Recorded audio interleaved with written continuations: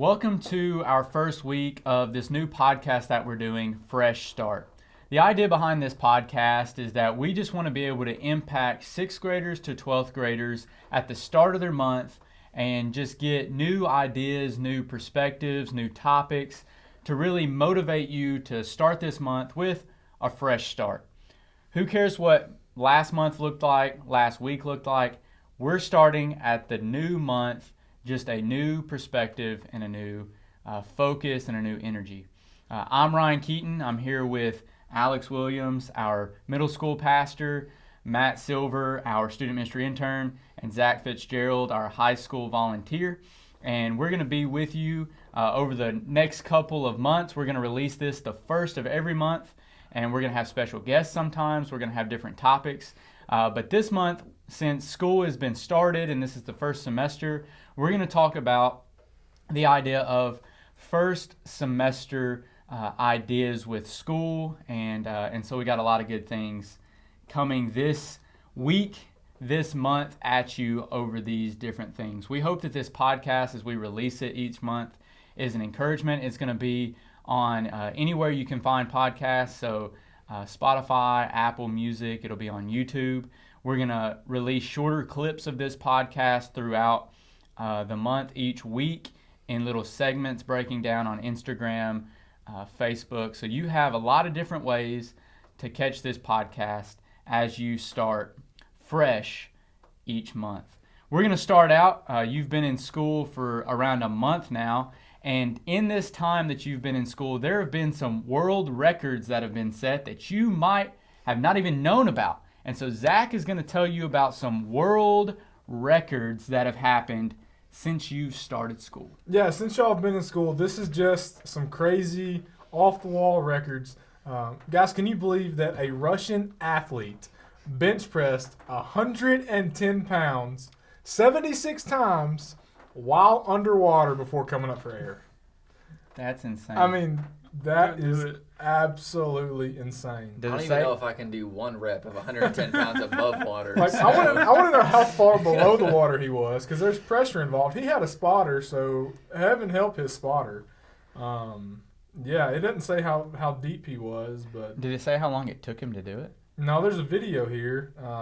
But yeah, it happened on August 14th, so literally right about the time school started. This joker bench pressed 110 pounds, which is not a lot, but you also have the underwater, you have the pressure. Just the resistance of Yeah. trying to push, and 76 times. I mean, just imagine moving your arms 76 times underwater before you Yeah, come that's up. one breath. I don't know a whole lot about weightlifting, but I'm pretty sure you're supposed to breathe in Yeah, between yeah, each rep. you're but taught to breathe as you're pushing up. So, yeah, so that was wild. There's also an Elvis impersonator. He sings for over 50 hours nonstop to break the world record. So I don't know if he sang about a hound dog for 50 hours or what. But yeah, so 50 hours. Just think about all the time you sleep during that. I mean, I sleep for an average of probably 8 hours a night on a good night. So, I mean, he's. Yeah. I wonder so do the Guinness World Record people sit with these people for 50 hours to make sure they don't I stop? think so. Like, you see all the Dude Perfect videos, like, they've got a Guinness World Record employee right there, observing everything. I think every video that I've ever seen of Guinness World Records, there's at least someone there watching. Yeah, there's somebody there. So you got to think, he's using the bathroom Yeah. singing. Yeah, I didn't think about that. You got to go to the bathroom Yeah. a couple of times. The acoustics in that bathroom Just had to imagine be how great. dehydrated he was. He was, Hungry. He's got to sing. Yeah, he's got to eat. yeah, I bet he had an IV going. probably. Yeah. These are things that we You need gotta have to something. research that. I need to Questions know. that we may never know. We want to know this. There are some people that I know that it feels like they talk for 50 hours straight. So yeah. Yeah. they'd probably be pretty good at that. So here's another one in honor of The Last Dance. A pair of Jordans actually worn by Michael Jordan himself during a 1985 exhibition game. They Rookie sold season. for $615,000. Yowza. Yeah, a That's pair. a lot of guacamole. Yeah, a pair of shoes. So, and then I got one more for you. A man bikes more than 7,031 miles in 30 days to break a world record. I don't know if y'all have ever done cycling, but it is one of the hardest workouts next to swimming that you can do. 7,000 miles in 30 days. Yeah. That man had some thighs of steel. Yeah. Yeah, he does. Can you imagine? Oh, man. Tim Taylor, where you at? Yeah, Tim Taylor, we need you. Where you at? So yeah, that's some world records that have happened since school started. It's crazy. We need to get some testify on, see how long they can sing in one time. I think we would run out of content. They would run out of their repertoire of what they've practiced. That's a lot. I mean, that's like 2 Hillsong songs, though, 50 hours. So Yeah. yeah. You just get in the bridge and just keep repeating. You never know when to come out. Or some Chris Tomlin, good father. Yeah. Just repeat that. It's who you are. Yeah. 20 hours Get right some there. Waymaker going or something. Yep. Going for Oh, a while. man. Well, with the world records, with this idea of a fresh start, first semester, I don't know about you, but I've had some first day fears, but with those fears, just some epic fails. Yeah, so as I was thinking about this, I remember freshman year of college when I moved into Union University. So Union is a little bit of a unique place. So when we moved in, you're excited just as any other student. You're pulling up into the parking lot. You have all these other cars, but just out of nowhere, as you park your car, there's just a mob of students who come and swarm your car, practically where you don't even have to touch a box to move in. They know where you're at, what dorm room you're in, all this stuff. Sometimes I'm not sure how they have this information, but they do. They're ready to move you in right away. And so freshman year, we pull up. We have a couple carloads worth of stuff naturally, and we're excited. We're getting ready to walk in. They grab all these boxes, and we go up to Jarman 42. I remember this so vividly. Jarman 42. We walk up into this dorm, and boxes between myself and my 2 other roommates are being put everywhere. In our living room, in our bedrooms, in our bathroom, in the kitchen, everywhere. And this girl, she was wearing a life group t-shirt. So someone who's going to be a leader on campus that I'm just kind of watching and looking at as she's carrying these boxes in. Set some boxes in the kitchen. She goes in and decides to set a box on our stove. So, you know, that was maybe a red flag we should have paid attention to on the first day, that somebody set a box on the stove. But you know what? It's the first day. We're excited, not really paying attention to a whole lot. Got of emotions kind of going, adrenaline pumping. And so all of my roommates and their parents, we're all in this dorm room, and we're all in our separate rooms actually, kind of unpacking, setting everything up, getting the beds made, all that good stuff, putting decorations, picture frames up. And I start to smell something a little weird. I'm like, man, I don't know what this is. This just doesn't smell good. Maybe a little smoke, kind of something like burning a little bit. I'm not real too sure what's going on. So I start walking out of my bedroom and sniffing around, looking around, seeing if anybody else is noticing what I'm noticing. Maybe I'm crazy. And I thought the bathroom was kind of stinking. I thought that's where it was coming from. I'm like, you know, if you know anything about Union or Jarman, this is one of the older buildings, so it's still nice. You have 4 of your own bedrooms, your own bathroom, kitchen, you know, little living room area, but like, it's still an older building, so I wouldn't put it past a building that looked as it did, that maybe there was a faulty wire in the bathroom or something that was smoking a little bit. And I go and tell my mom, like, Mom, you smell that smoke too? She's like, yeah, it was starting to smell like something was burning, but I don't know where it's coming from. She walks into the bathroom, doesn't smell it. And then we get like all these other parents, my other 2 roommates, all sniffing in the bathroom, and we're convinced this is coming from somewhere in the bathroom. We're flipping the light switch on and off, like clicking little safety switches on the wall, like something was happening. We don't know what's going on, smell smoke. So we go to try to find our RA, who conveniently was not there. So the assistant RA, we go down, his name was Steven. We go and find Steven. And Steven comes up and he's like, man, it smells awful. There's like a cloud of smoke coming out of our room when we come in. Like, this is so bad. And Maybe the first red flag. yes, it smelled, and you could start to see it at this point. The smoke was getting so thick in our room. And he's running around. He goes in the bathroom and smells. He's like, I don't think this is coming from the bathroom because we don't see any smoke. Well, all the lights were turned down in the little kitchen. Exactly. That's what we should have done. The Israelites did. Yes, but their story turned out better than this story. So, this was quite literally a hot mess. So he runs into the kitchen looking around because he sees that's where it looked like the smoke was coming. It flips the light on, and sees this box that's on the stove is just absolutely in flames. I mean, there's flames shooting out everywhere on this thing. And so what does he do? He doesn't go get a fire extinguisher, he doesn't get a fire blanket or a hose or something. No. This man picks this box up, this flaming box, and starts to carry it, and it burns his hand. So he drops it on the floor, and it starts to melt the fake linoleum floor that they had there. And again, instead of trying to find the extinguisher that was 3 feet the other direction on the wall, this is all happening in a matter of seconds. He turns on the sink and starts taking handfuls of water, throwing it on this flaming box. Okay, so this box is on fire. Our linoleum is half melted because it's hot. And as we finish unpacking and as we have to report this, because this is move-in day one, we have smoke coming out. We have all these adults and Res Life staff who are coming in to take our statement about what happened in here for any damage reports. So it started off pretty bad, and I'm like, okay, this is a little rough. But we finish unpacking, and I go and finally get to that box in the kitchen, and I open it up, and it was a box that we had stuck my Keurig and my Blu-ray DVD player on. Oh. So if the fire and smoke hadn't ruined it, the gallon of water that was dumped on both of them, it was gone. So my first day at Union, quite literally, like I said, was a hot mess and was probably the worst first day experience I've ever had. Setting a fire in a building on your first day, what a grand entrance for school and going to college for the first time. Man, I don't really have a crazy first day at school story, but my first ever, so the way that law enforcement works is you get put with they call them FTO, Field Training Officer, and so, that means you ride shotgun, you kind of learn the ropes, every now and then you drive, go to calls, and once your FTO says that you're good to go, that you know what you're doing, they cut you loose. That's what they call it, that's the term, cut loose. So my first ever day cut loose, we're up in roll call, which is just briefing, hey, y'all, special patrol, this house, this is going on kind of thing. Out of roll call, my call sign was 72 Young. That's what I was. First call of the day, Madison County to 72 Young. So, my ears pop up. I'm like, oh, here we go. Then they call another unit, which means this is something good. So we got a 1046, which is a wreck with injuries.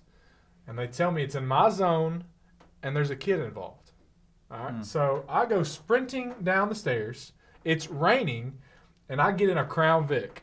All right, so Crown Vic's, the back end's light. You're driving on ice because it was one of those summer rains that just enough to get the asphalt slick, but it wasn't pouring rain, so you can drive fast. But if your car can handle it.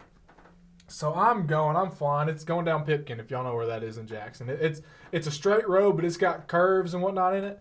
Well, one curve I get to, I hang a hard right, and I'm sliding, like I'm drifting Tokyo drift style around this curve, driving out my driver's side window and half of the front windshield. So I'm drifting.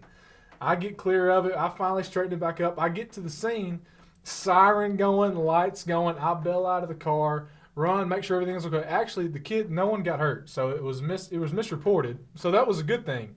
So I was like, okay, y'all are good. Let me go turn my lights off. Let me go turn my siren off. I go back, and I go to unlock my car, and my keys are in the floorboard.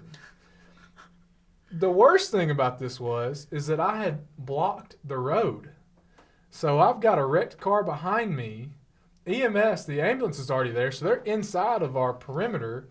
So they're blocked in. My car is locked. I can't move my car.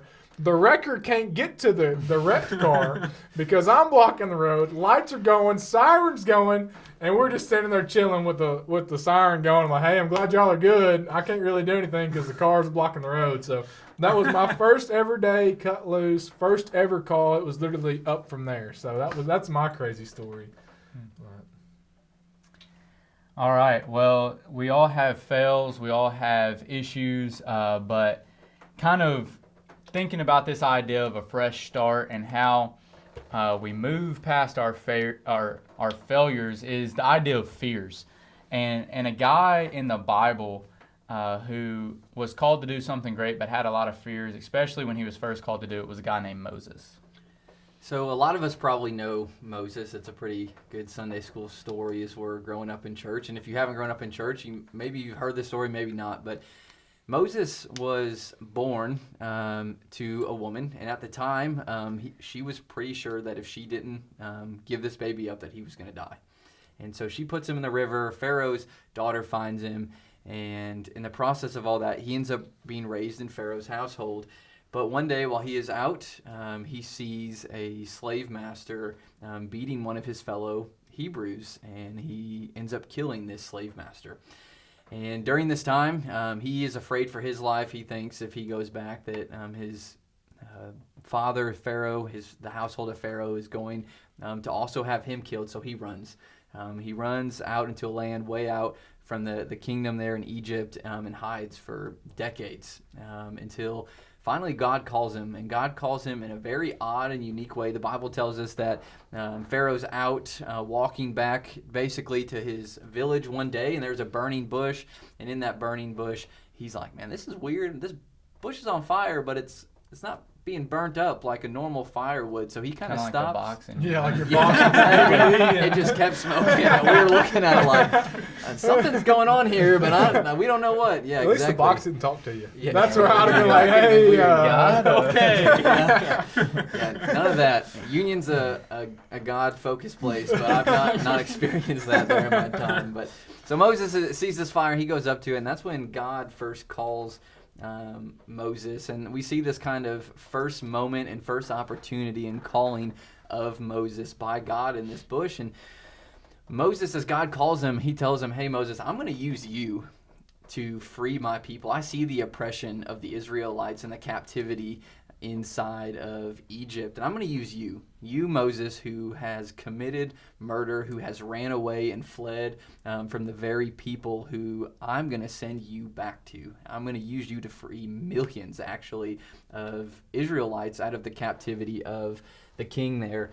And God even recognized this is going to be a difficult task, Moses. You're going to face some issues and some trials going along this, but know that I'm God and that I'm going to get you through this. And Moses, much like us, had some fears. He had some concerns and obstacles that he had to get over before God was going to use him in a mighty way.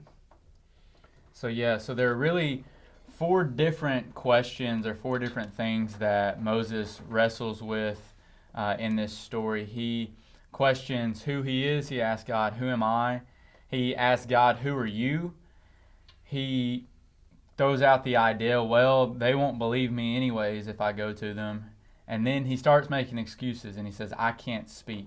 And each of those different areas, they focus on Moses really questioning his identity, his knowledge about God, the fear of being rejected, and then he starts questioning his own ability. And so Zach is going to talk to us a little bit about identity. Yeah, I think we're all like Moses.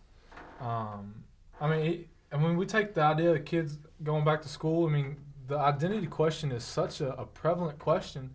And as a Sunday school teacher of 11th and 12th grade guys, I see this especially in them because they're at that pivotal age of, okay, I've got car keys. Mom and dad's giving me a little bit more freedom. Am I going to be the kid that's that I've been raised to be in church and the Christian, or there's a little bit of freedom here. So who am I with this freedom? And I think that it's so important that we realize who we are in Jesus. And this is not a new concept. Obviously Moses here, but then you fast forward to the disciples. These are guys that they lived with Jesus, ate with Jesus, hung out with Jesus for 3 years of his ministry. And Jesus gets crucified, and they have this moment in their life for 3 days. It's like, who am I? And they reverted back to who they were before Jesus called them. Jesus goes and finds Peter and his buddies fishing in a boat. They were struggling with this identity factor here. Who am I? Jesus says, hey, y'all throw your nets on the other side. But by the way, y'all come back over here, and hey, Peter, do you love me? So Jesus is saying, hey, Peter, this is who you are. If you trust in me, this is who you are. And I think that's so important that as 6th grader, 7th grader, fast forward to 12th grader, even us now, that we realize who we are in Jesus. Because once we have that, then our identity it's not what the world thinks. My identity is found in Christ. And when that happens, that's when revolutions happen. That's when change happens. So And the crazy thing is, and especially like entering middle school, entering high school, you're not only yourself asking, who am I, but you have other people asking, who are you? Yep. And then they start trying to identify you, even if that's not the label you're putting on yourself. And so, man, it's tough. It's big. It's a lot of pressure. A lot of pressure. It's And a lot of pressure for any normal person, but man, someone, and I use the word normal loosely, but you put someone in high school, middle school that have all the pressure of, man, this is brand new school, this is a lot of workload, and I'm getting a lot of attention on the sports team and the band, you know, all that pressure, and then, man, who am I in Christ? And then, like you said, someone's telling you who you are. Well, do I want to listen to that, or do I want to listen to who Jesus says I am? Yeah, you wanna try to fit in. You start, trying to figure out your likes and dislikes. Guys are starting to mature. Girls are starting to mature, which throws guys all off. Let's say they start to look a little prettier. And guys don't know what to do with that. And it just, man, it starts making everything. Yep. It just questions everything. But Moses not only asked, who am I, but then he asked God, who are you?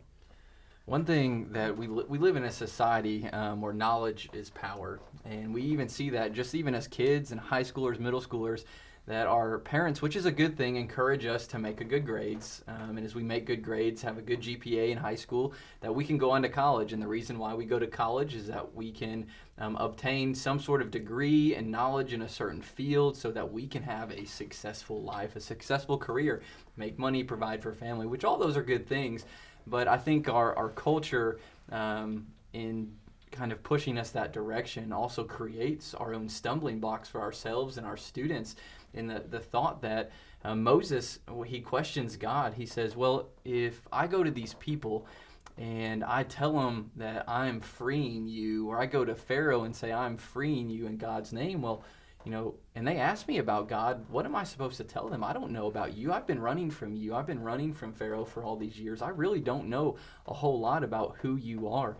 And I think so many times that we are Moses in that exact situation, that when we see that burning bush, when we feel that call to share our testimony with someone, when we feel that call to open up God's word with someone, or we feel that call as a student to pray for somebody over a sports team, we really get concerned with the questions that people may ask us. We think to ourselves that we're not going to have the answers to some of these big questions that my friends are going to ask. We don't have the answers to the questions that, other people watching may ask us about what we're doing. And that makes us really nervous because we think that we have to know all the answers, because that's what school tells us. Like, we have to know the answers to make a good grade.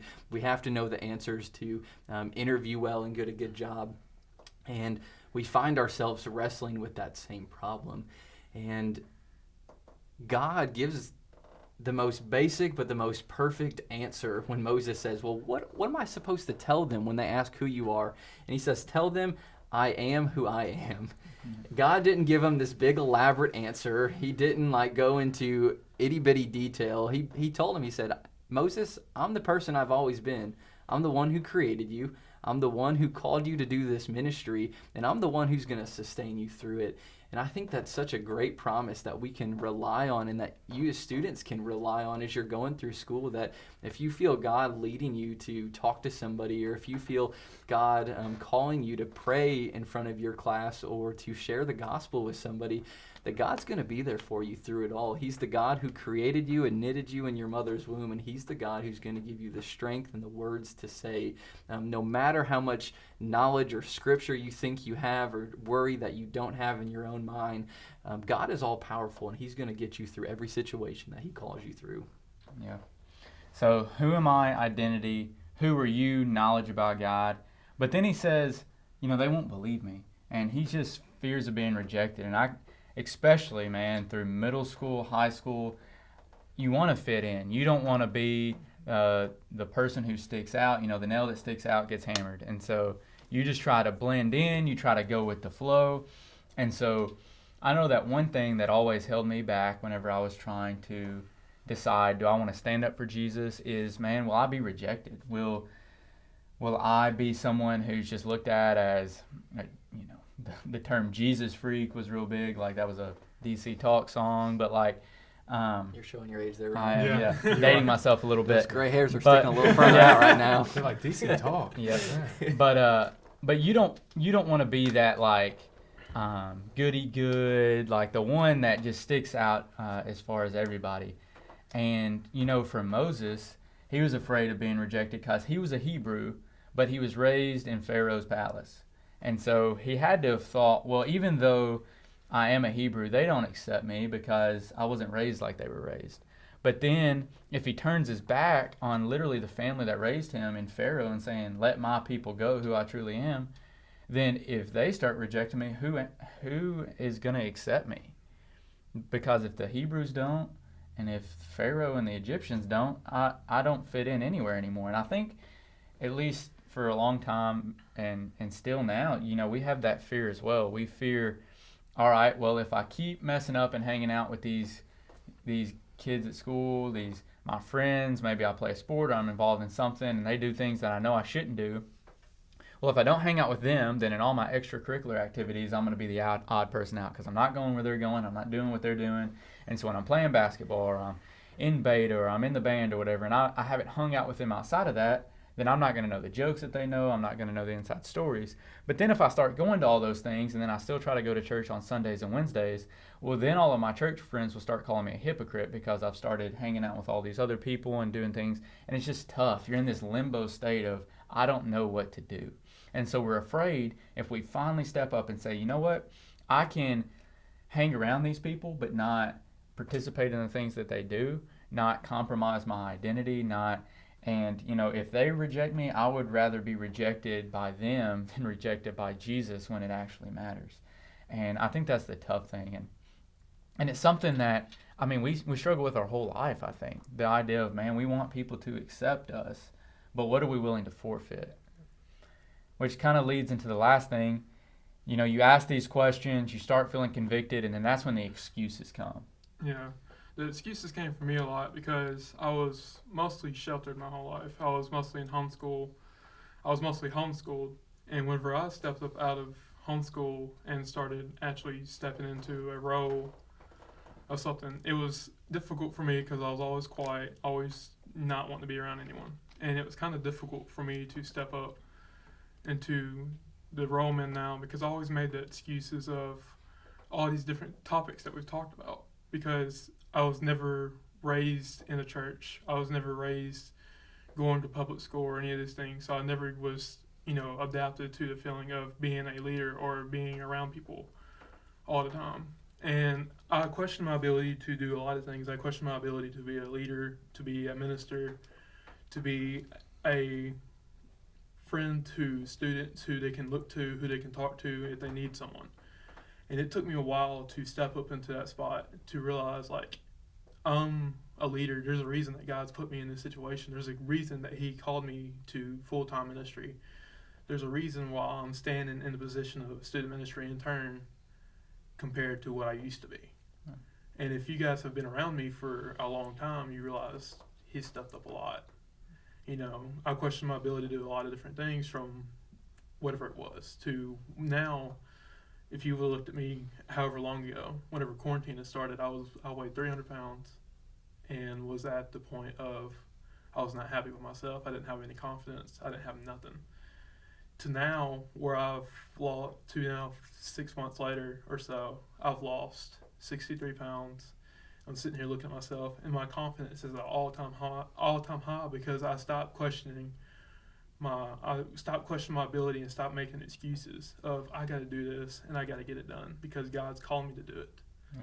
And that's all I've got, really. I think it reminds us of the New Testament promise that God's going to equip us for every good work He calls us to. So, yeah.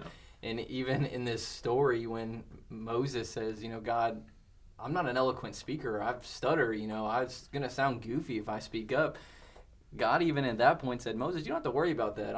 I'm calling your buddy Aaron over here, and he's going to be your spokesperson. So I'm going to provide for you. And just like you said, when God calls you for something, He's going to give you the confidence, the ability. He's going to put people in your life to surround you with to get the job done. Yep. Well, we're kind of coming toward the end of our podcast, end of our time together. And some of you submitted questions for us to answer that has to do with school in this first semester. And so we're just going to dive into a few of these questions. The first question that was submitted was, how can I get involved? What is a good way to get involved in activities at the school? What's a good way to get involved in activities at church? So do any of y'all have any advice? How can they get involved, plugged in? Just do it.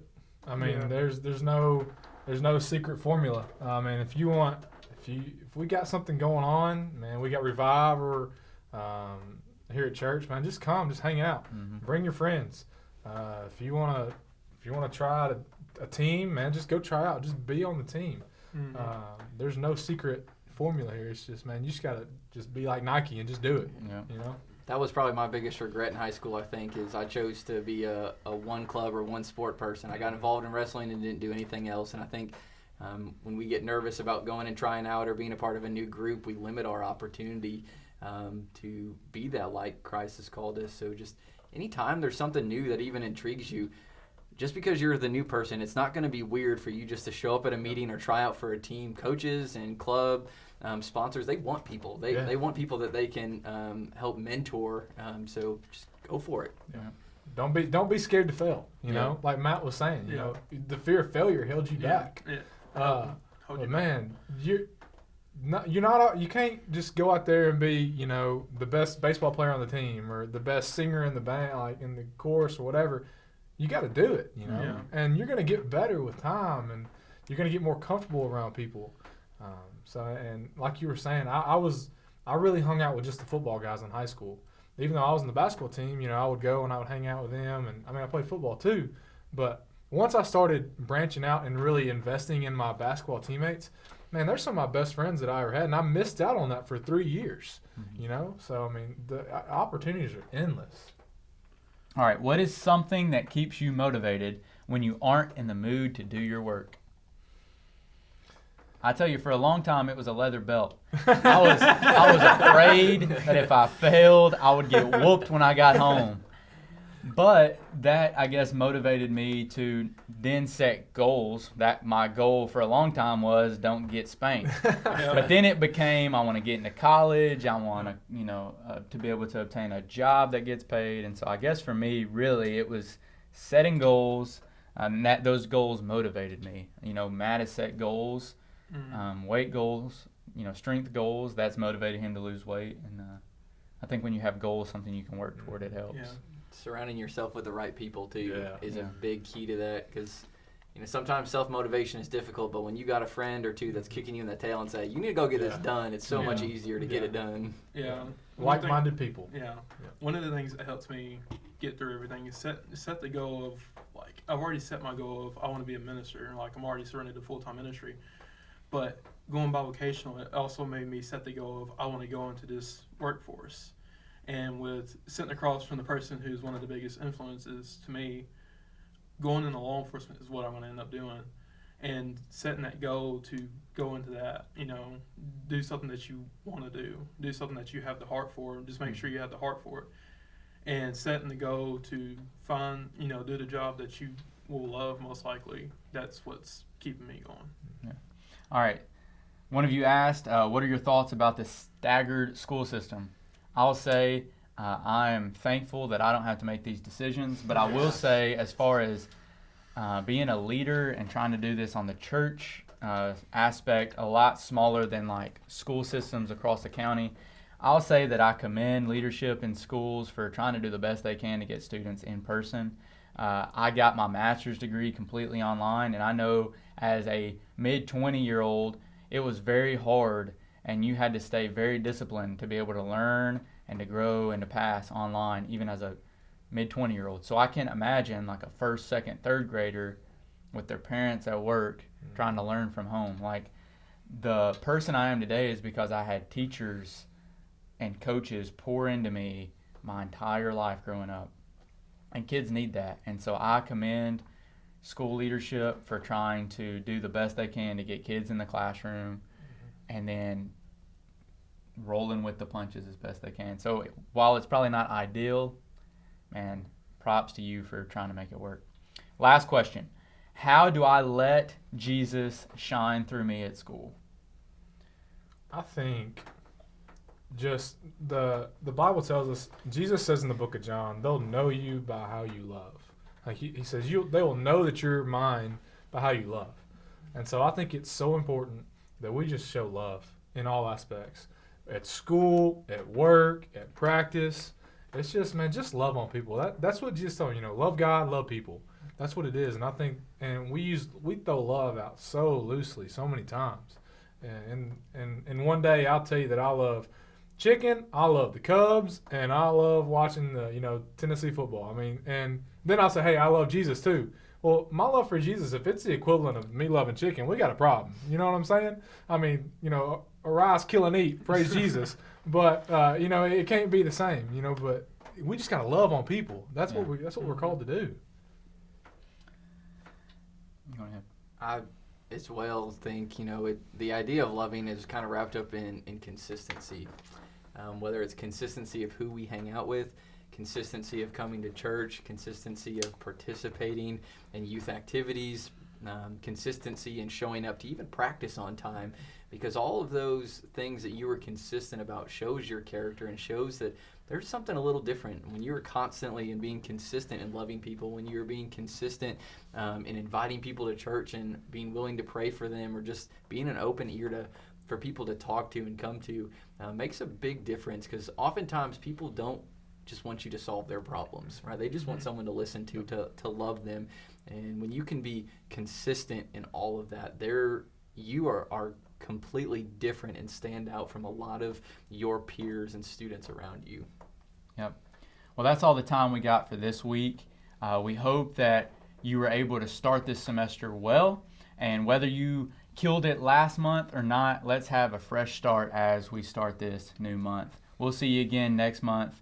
Go and have a fresh start.